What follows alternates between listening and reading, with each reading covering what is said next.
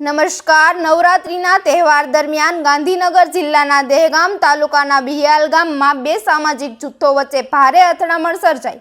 અથડામણ દરમિયાન પથ્થરમારો અને તોડફોડ ઘટના બની અનેક વાહનોમાં નુકસાન પહોંચાડાયું છે. આગ લાગવાના બનાવમાં બે દુકાન બળીને ખાખ થઈ ગઈ છે. પોલીસ દળોએ ઘટના સ્થળે પહોંચી અને પરિસ્થિતિ કાબૂમાં લીધી છે. તણાવ વચ્ચે ગામમાં પોલીસ બંદોબસ્ત વધારવામાં આવ્યો છે. વધુ સમાચાર જોવા માટે જોતા રહો આરપી ગુજરાત ન્યૂઝ રાજકોટ. સુરક્ષિત રહો. ધન્યવાદ.